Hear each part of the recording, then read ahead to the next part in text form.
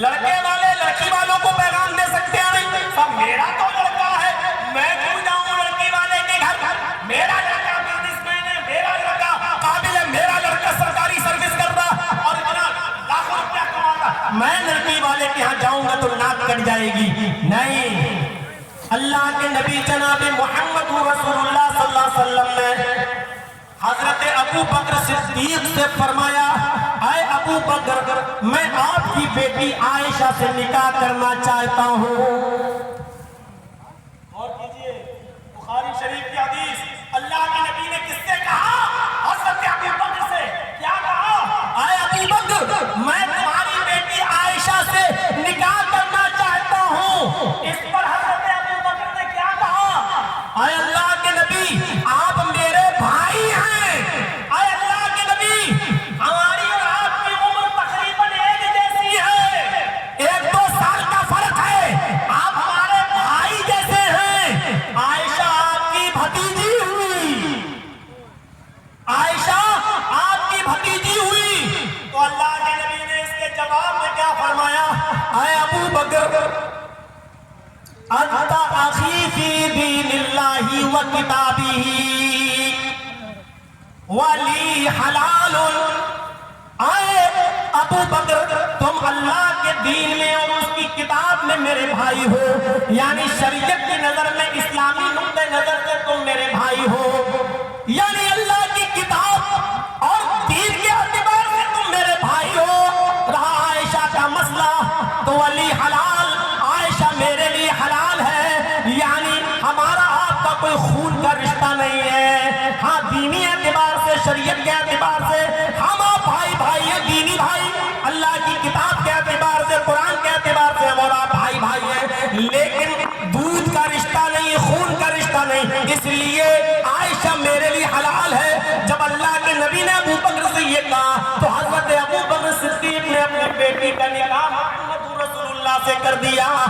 یہ حدیث اس بات کی دلیل ہے کہ لڑکے والے بھی پیغام دے سکتے ہیں لڑکی والے کو، اور کوئی اس میں گھمنڈ نہیں آنا چاہیے، نہ معاملہ گھٹے گا، نہ معاملہ آپ کا، نہ آپ کی ناک کٹے گی، نہ آپ چھوٹے ہو جائیں گے کہ آپ لڑکی والے کو پیغام کیسے دے رہے ہیں۔ بلکہ اس حدیث سے ابھی تو آپ نے لڑکے ہو کے لڑکی کے باپ سے بات کی، لڑکی عائشہ ہے اور آپ نے لڑکی کے باپ سے بات کی۔ اب سوال یہ پیدا ہوتا ہے، کیا کوئی لڑکا کسی لڑکی سے ڈائریکٹ کہہ سکتا ہے کہ میں آپ سے نکاح کرنا چاہتا ہوں؟ شریعت اس کے بارے میں کیا کہتی ہے؟ تو سنیے، حضرت ابو طلحہ کا جب انتقال ہو گیا، ابو سلمہ کا جب انتقال ہو گیا اور ام سلمہ بیوہ ہو گئی، تو اللہ کے نبی صلی اللہ علیہ وسلم نے دیکھا وہ اپنی عدت گزار رہی ہیں۔ جب وہ عدت گزار چکی تو اللہ کے نبی صلی اللہ علیہ وسلم حضرت ام سلمہ کے پاس گئے اور دروازے کو کھٹکھٹایا۔ حضرت ام سلمہ نے دروازہ کھولا، کیا دیکھتی ہیں کہ سامنے محمد رسول اللہ صلی اللہ علیہ وسلم ہے۔ حضرت ام سلمہ اس وقت چمڑے کے ٹکڑے کو دبا کر دے رہی تھی، وہ جھٹ سے کہتی ہیں اللہ کے نبی اندر آئیے۔ اللہ کے نبی کو اپنے گھر میں بلاتی ہیں، فرماتی ہیں کہ میرے پاس چمڑے کا ایک پلو تکیہ رکھا ہوا تھا جس میں کھجور کے پتوں کی چھال بھری ہوئی تھی، میں نے وہ تکیہ محمد رسول اللہ کی طرف بڑھا دیا۔ اللہ کے نبی صلی اللہ علیہ وسلم نے اس تکیے پر ٹیک لگائی، اللہ کے نبی صلی اللہ علیہ وسلم نے اس تکیے پر ٹیک لگا دی، اس تکیے پر ٹیک لگا کر بیٹھ گئے، اور پھر اللہ کے نبی نے فرمایا، آئے ام سلمہ، تمہارے شوہر ابو سلمہ کا انتقال ہو گیا ہے، تم بیوہ ہو گئی ہو۔ ایک بیوہ عورت کی زندگی کیسے گزرتی ہے اس بات کا احساس مجھے ہے، اس لیے میں تمہارے پاس چلا آیا ہوں اور میں اپنے نکاح کا پیغام تمہیں دیتا ہوں، میں تمہارے ساتھ نکاح کرنا چاہتا ہوں۔ حضرت ام سلمہ نے جواب دیا، اے اللہ کے نبی، ایسا ہو نہیں سکتا کہ آپ میرے ساتھ نکاح کرنا چاہیں اور میں انکار کر دوں، آپ کا پیغام کیسے ٹھکرا سکتے ہو؟ لیکن مجھے کچھ پرابلمز ہیں، مجھے کچھ پریشانیاں ہیں۔ پہلی پریشانی ہے کہ آپ کی اور بیویاں بھی ہیں اور میں بیویوں کو برداشت نہیں کر پاؤں گی، اگر کچھ الٹی سیدھی بات میرے منہ سے نکل گئی تو آپ کی بیویوں کو تکلیف ہوگی، اس سلسلے میں میں بہت غیرت مند ہوں۔ اے اللہ کے نبی، مجھے دوسری پریشانی یہ ہے کہ میں شادی کی عمر کو کراس کر چکی ہوں، یعنی شادی کے بعد ایک عورت جو بچے پیدا کرتی کرتی ہے اور بچوں کی پیدائشی مقصد ہے شادی کا، تو میں اس عمر کو کراس کر چکی ہوں، اب میں ماں نہیں بن سکتی، یعنی بچے پیدا کرنے کی عمر نہیں رہ گئی ہماری، لہٰذا میں شادی کی عمر کو کراس کر چکا ہوں۔ آئے اللہ کے رسول، تیسری الجھن و پریشانی میرے ساتھ یہ ہے کہ ابو سلمہ انتقال کر گئے، ان کے یہ چھوٹے چھوٹے بچے میرے ساتھ ہیں، یہ ان کا پرورش، ان کا کھلانا، ان کا پلانا میرے ذمہ ہے۔ اے اللہ کے نبی صلی اللہ علیہ وسلم، اگر آپ نے میرے ساتھ نکاح کر لیا اور آپ کی شرط یہ ہوگی کہ یہ بچے کہیں اور دے دو، اپنی ننیال یا ممیال، تو اے اللہ کے رسول یہ مجھ سے نہیں ہو سکتا ہے۔ ابو سلمہ کے انتقال کے بعد ان بچوں کا تربیت، ان بچوں کی تعلیم سب میرے ذمہ ہے، ان بچوں کی پرورش میرے ذمہ ہے، میں اپنے بچوں سے دور نہیں رہ سکتی۔ اللہ کے نبی فرماتے ہیں کہ آئے سلمہ، میں اللہ سے دعا کروں گا، اللہ تمہاری یہ غیرت ختم کر دے گا اور تمہیں ہماری اور بیویوں کے ساتھ رہنے میں کوئی پریشانی نہیں ہوگی۔ رہا تمہارا دوسری پرابلم کہ تم کہتی ہو کہ شادی کی عمر کو کراس کر چکی ہوں، تو جس عمر میں تم ہو اسی عمر میں بھی ہوں، تقریباً اب میں بھی ایسا ہو چکا ہوں جو شادی کی عمر کو کراس کر چکا ہوں، یعنی اب میں بھی بچوں کی پیدائش اب میں بھی نہیں چاہتا، یا میں بچوں کی پیدائش کا لائق نہیں، اس لیے آئے سلمہ، اب بچے اگر تم سے نہیں ہو سکتے تو کوئی بات نہیں ہے، میں بھی اس عمر کو کراس کر چکا ہوں۔ میں اب رہی تیسری پرابلم، تو تیسری پرابلم کا جواب یہ ہے کہ اگر تم مجھ سے نکاح کر لو گی تو تمہارے بچے میرے بچے ہوں گے، ان کی پرورش اور ان کی کفالت، ان کو پالنا پوسنا اور بڑا کرنا، کھلانا پلانے کی ذمہ داری میری ہے۔ حضرت ام سلمہ نے تینوں شرطوں کو رکھا اور اللہ کے نبی نے تینوں شرطوں کو قبول کر لیا اور ام سلمہ کا نکاح اللہ کے نبی سے ہو گیا۔ یہ پوری حدیث بیان کرنے کا مقصد جانتے ہو کیا ہے؟ کہ اللہ کے رسول نے خود ڈائریکٹ ام سلمہ سے کہا کہ میں تم سے نکاح کرنا چاہتا ہوں۔ اب سمجھ رہے ہیں آپ، اگر کوئی لڑکا کسی لڑکی کو پسند کرتا ہے، اس کی دینداری جانتا ہے اور وہ معلوم رکھتا ہے کہ دینداری ہے اس کے اندر، تو لڑکا ڈائریکٹ بھی اس لڑکی سے کہہ سکتا ہے کہ میں تم سے نکاح کا خواہش مند ہوں۔ لڑکی سے ڈائریکٹ کہہ سکتا ہے، لڑکی لیکن لڑکا ڈائریکٹ اپنی فرمائش کسی لڑکی سے رکھ سکتا ہے کہ میں تم سے شادی کرنا چاہتا ہوں، اس میں کوئی حرج کی بات نہیں ہے۔ اللہ کا نبی صلی اللہ علیہ وسلم نے ام سلمہ سے کہا کہ میں تم سے نکاح کرنا چاہتا ہوں۔ اب سوال یہ ہے، کیا کوئی لڑکی کسی لڑکے سے کہہ سکتی ہے کہ میں تم سے شادی کرنا چاہتی ہوں؟ آج کے زمانے میں اس کو بہت برا سمجھا جائے گا، لیکن بخاری کی اس روایت کو اٹھائیے کہ ایک اور اللہ کے نبی کے پاس آتی ہے اور کہتی ہے، ہبا کر رہی ہوں، میں آپ کو شادی کرنا چاہتی ہوں۔ اللہ کے نبی نے فرمایا، کچھ نہیں بولے۔ اس نے دوبارہ کہا، میں آپ سے شادی کرنا چاہتی ہوں، آپ پھر کچھ نہیں بولے۔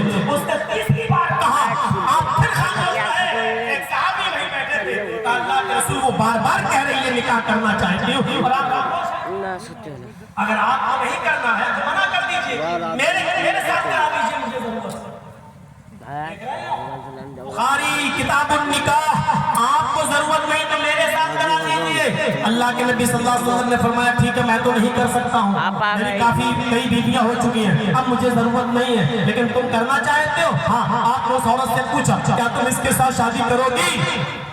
اس نے کہا، آئی تو تھی آپ کے لیے، لیکن آپ نہیں چاہتے تو اس کے ساتھ کر دیجیے۔ اللہ کے نبی نے مرد سے پوچھا، ٹھیک ہے اس کے ساتھ میں تمہارا نکاح کرا دوں گا، لیکن تمہارے پاس اپنی بیوی کو مہر دینے کے لیے کیا ہے؟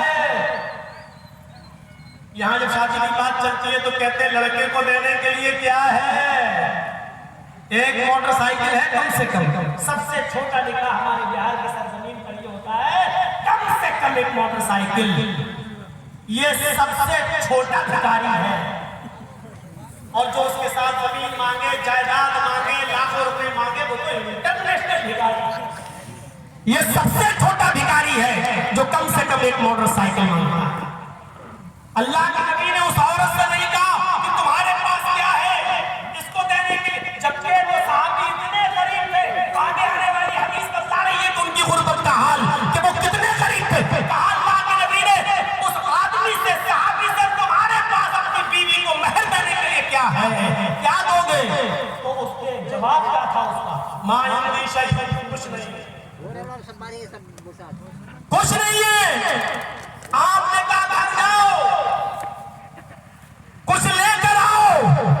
वो घर गए, ढूंढा और तलाश किया, लेकिन कुछ नहीं मिला। कहा अल्लाह के रसूल, मां वजदतु शैअन, घर में कोई चीज मुझे नहीं मिली। आपने कहा दोबारा जाओ, जाओ, इल्तमिस खातम मिनल हदीद, अगर लोहे की अंगूठी मिल जाए तो वही लेकर आओ। सोने की नहीं, गुर्बत देगी तो काल लोहे की अंगूठी मिल जाए तो वही ले आओ। तो फिर घर में गए, तलाश किया, लोहे की अंगूठी भी नहीं मिली। अल्लाह के नबी, घर में लोहे की अंगूठी भी नहीं मिली, लोहे की अंगूठी भी नहीं है, और निकाह करना चाह रहा है। अरे बिशनपुर वालों, अगर आज के जलसे के बाद आपने अपने गांव में एक शादी अगर ऐसे करा दी तो समझ लो आपका जलसा कामयाब, आपका जलसा कामयाब, आप जीत गए, आपका मकसद हल हो गया। लेकिन इतना बड़ा जलसा कराने के बाद अगर आज के बाद भी अगर जहेज की डिमांड नहीं रुकती है, जहेज खत्म नहीं होता है, बगैर मोटरसाइकिल और कार दिए हुए लड़की घर से डोली उसकी नहीं सजती है, तो समझ लो कि हम अभी वही हैं, उसी जिहालत के दौर में जी रहे हैं। लाख मौलाना जर्जीस के अगर सऊदिया के इमाम हरम को भी बुला लिया जाए, हम सुनेंगे सबकी, लेकिन हम खत्म नहीं करेंगे अपना रस्म, अपना रवाज, अपना तरीका। हम भौंकते रहो, चीखते रहो, चिल्लाते रहो, हम करेंगे वही जो हमारे बाप दादा करते हुए आए। उसने कहा अल्लाह के रसूल, लोहे की अंगूठी भी नहीं मिली। आपने कहा अच्छा, कुछ नहीं मिला। नहीं भैया बैठ जाओ, तुम ही लोग सबको पीछे वालों को डिस्टर्ब कर रहे हो, बैठ जाओ भाई। लगता अमेरिका से कैमरा खरीदा है, इसका सबसे स्टैंडर्ड है। नहीं मिली लोहे की अंगूठी, जाने लगा। आपने कहा कहां जा रहे हो? उसने कहा जा रहा हूं, कुछ धंधा करो, कुछ काम करो भाई। जब कुछ मिला ही नहीं क्या करो, तब है ही नहीं मेरे पास, तो शादी हो ही नहीं सकती। आपने कहा इधर बैठो। क्या तुम्हारे पास कुछ नहीं है, औरत पसंद है, औरत को भी लड़का पसंद आ गया, कर दीजिए। आपने कहा अच्छा ये बताओ, कुछ तो होगा घर में, कोई चीज नहीं। कहता ख्याल आ गया, हाँ है एक चीज। हंसेंगे आप? सहाबा ने अल्लाह के नबी ने पूछा क्या है? कहता इंदी इज़ारुन या रसूलल्लाह, लुंगी है। आपने कहा क्या करते हो? कहा जब सोता हूं तो पहन लेता हूं, उसी को बांध लेता हूं। आपने कहा क्या वही मुस्तामल लुंगी, इस्तेमाल की हुई लुंगी जो तुम पहनते हो, क्या वही लुंगी अपनी बीवी को मेहर देने के लिए तैयार हो? उसने कहा नहीं, पूरी नहीं दे सकता, उसको आधा फाड़ के आधा दे दूंगा, आधी लुंगी दे सकता हूं और आधी अपने पास रखूंगा। अल्लाह के नबी ने फरमाया आधी का तू क्या करेगा? जब फाड़ देगा तो किस काम की? आधी उसके भी किसी काम की नहीं, और आधी तेरे पास रहेगी वो भी किसी काम की नहीं। उसने कहा किसी काम की हो या ना, कम से कम बिछा लेंगे, कहीं बैठ कर जाएंगे, कहीं लेट तो जाएंगे, पूरी नहीं दे सकता। एक लुंगी को भी इस्तेमाल नहीं हुई और वो भी मेहर में पूरी देने के लिए तैयार नहीं। आपने कहा अच्छा चलो लुंगी अपने पास रखो, ये बताओ कुरान की आयतें कितनी याद हैं?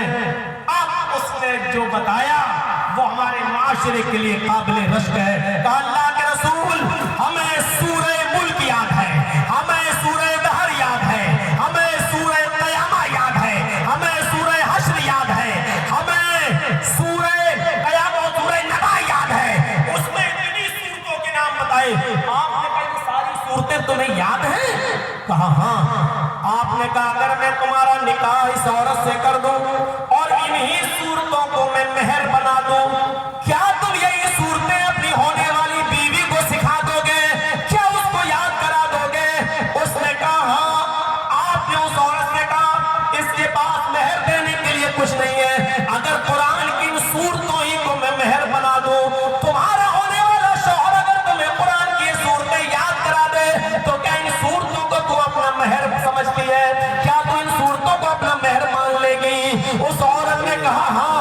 अल्लाह के नबी जिसके निकाह में कुरान की सूरतें मेहर बन जाए, उससे ज्यादा बाबरकत मुबारक निकाह किसका हो सकता है? आपने निकाह पढ़ा दिया, रुखसती हो गई, उस औरत के माँ बाप ने ही देख लिया, अल्लाह के रसूल खुद वली बन गए। आपने उस کر دیا. میرے بھائیوں نہ 250-300 باراتیوں کا پتا, نہ لڑکے کو مہندی لگائی گئی, نہ اوپٹنا ملا گیا, نہ ہلدی ملی گئی, نہ چوروں کا پتا تھا, نہ لٹیروں کا پتا تھا, نہ ڈاکوؤں کا پتا تھا.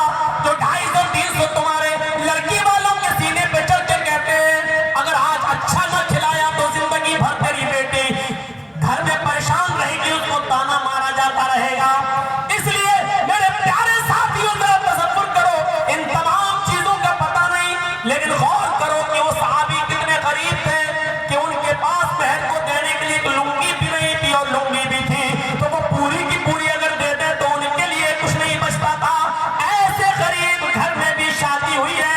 اسلام ایسے غریبوں کے لیے بھی شادیوں کا راستہ کھولتا ہے, نکاح کا دروازہ کھولتا ہے. لوگ آج نے نکاح کو کتنا مشکل بنا دیا ہے, نکاح کو کتنا دشوار بنا دیا ہے, نکاح کو کتنا زیادہ ہارڈ بنا دیا ہے کہ لڑکیاں اپنے پیاس کو بجھانے کے لیے زناکاری پر دعا ماتا ہو جاتی ہیں, کیونکہ وہ جانتی ہیں نکاح کے لیے موٹر سائیکل میرے باپ کے پاس نہیں ہے, 4-5 لاکھ روپیہ کم سے کم میرے باپ کے پاس ہوگا تو وہ میرا نکاح کرا سکتا ہے. اس سے پہلے نہیں. اس لیے بڑھتی ہوئی اپنی جوانی کو کنٹرول میں نہ کرنے کے لیے وہ اپنے اسکول کے لڑکوں, اپنے گاؤں کی کسی لڑکے کے ساتھ اپنے تعلقات استوار کر لیتی ہے کہ جب تک میرا نکاح نہیں ہو رہا ہے تو میری تمنائیں پوری کرو, ہم تمہاری آرزوئیں پوری کرتے ہیں. آج یہ فیشن اتنے زوروں پر پھیل چکا ہے کہ اللہ کے نبی نے فرمایا نکاح کو اتنا آسان کر دو, اتنا آسان کر دو کہ زناکاری مشکل ہو جائے.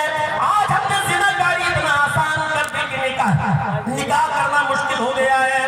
میرے بھائیوں ذرا تصور کرو کہ ہم کس سماج میں جی رہے ہیں, کس سوسائٹی میں جی رہے ہیں. نبی اکرم صلی اللہ علیہ وسلم کی زندگی ہمارے لیے آئیڈیل ہے, ہمارے لیے ماڈل ہے. آؤ ذرا دیکھو اور ہم نبی اکرم کی زندگی کو شادی بیاہ میں بھی اپنے لیے ماڈل بنائیں, نمونہ بنائیں. مجھے بتاؤ کہ اللہ کے رسول نے اپنی بیٹی زینب کا نکاح کیا, رقیہ کا نکاح کیا, ام کلثوم کا نکاح کیا, فاطمہ کا نکاح کیا.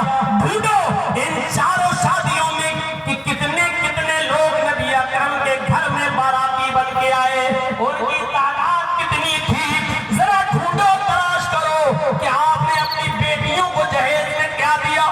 ڈھونڈو اور تلاش کرو, دیکھو جا کر سماج اور سوسائٹی میں رہنے والوں, مسجد اور مدرسوں کے لیے کمیٹیاں بنانے والوں, ان غریب لڑکیوں کے لیے کب کمیٹی بناؤ گے اور ان غریب لڑکیوں کی شادیوں کا انتظام کب کراؤ گے. اپنے سماج اور سوسائٹی میں جہیز کا بائیکاٹ کیوں نہیں کر پاتا ہو؟ اللہ کے رسول نے بھی شادیاں کی ہیں اور ایک نہیں 11 نکاح کر کے دکھائے. لیکن دیکھو اللہ کے رسول اپنے ساتھ کتنے لوگوں کو باراتی بنا کر لے گئے اور لڑکی والوں کے اوپر کتنا بوجھ بنے. جاؤ بخاری کتاب النکاح پڑھ لو, مسلم کتاب النکاح پڑھ لو. نبی اکرم نے ایک نہیں 11 نکاح کر کے دکھائے اور پھر دیکھو کہ نبی اکرم نے اپنی شادی میں کتنے باراتیوں کا انتظام کیا اور کتنے لوگوں کو لے کر گئے. پھر دیکھو نبی اکرم کے گھر میں بھی پیدائش ہوئی, حضرت خدیجہ سے بچہ پیدا ہوا, تو دیکھو کہ لڑکی کے ماں کی طرف سے کتنا کھچڑی کا سامان آیا. ہمارے ہاں جب گھر میں, میرے گھر میں میری بیوی کو بچہ پیدا ہوتا ہے تو بچے کی نانی کے یہاں سے کتنا سامان آتا ہے, دال, چاول, کپڑا, لتا اور بھی ہر سسٹم چلتا ہوگا. شریعت میں دیکھو اللہ کے رسول کے گھر میں پیدائش ہوئی, بتاؤ ننیال سے کتنا آیا. فاطمہ نے حسن کو جنا, حسین کو جنا, تو نبی اکرم نے کتنا سامان بھیجا. آپ کو ساری یہ تمام چیزوں سے خالی ملے گی زندگی, کیونکہ شریعت ان چیزوں کا نام نہیں ہے جو آج ہمارے رسم و رواج بنا کے رکھا ہے. ہر چیز میں ہمیں آئیڈیل بنانا ہے نبی اکرم کی زندگی کو. اٹھنا, بیٹھنا, لیٹنا, سونا, جاگنا, کھانا, پینا, ہر چیز میں ہمیں نبی اکرم کی زندگی کو آئیڈیل بنانا ہے. میرے بھائیوں ذرا تصور کرو, حضرت عمر فاروق کا واقعہ اٹھا کر دیکھو اور اس سے سیکھو کہ ان کی زندگی کیا تھی اور کہاں سے انہوں نے سبق لیا تھا. رات میں اکیلے جایا کرتے تھے اور پتہ نہیں چلتا تھا. ایک بار کسی نے دیکھ لیا, حضرت طفیل دوسی نے, حضرت طفیل جو قبیلے دوس سے تعلق رکھتے تھے, دیکھ لیا کہ اللہ حضرت عمر کہاں جاتے ہیں. رات میں چھپ کر دیکھ لیا تو پتہ چلا کہ ایک بیابان جنگل کے کنارے جاتے ہیں, ایک جھونپڑی میں ہلکی سی روشنی آ رہی تھی, اسی جھونپڑی میں گھس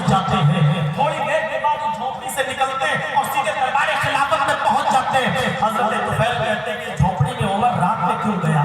कहते हैं कि मेरे दिल में तरह तरह के ख्यालात आने लगे, अल्लाह उमर इतनी रात में इस झोपड़ी में जाकर क्या करता है?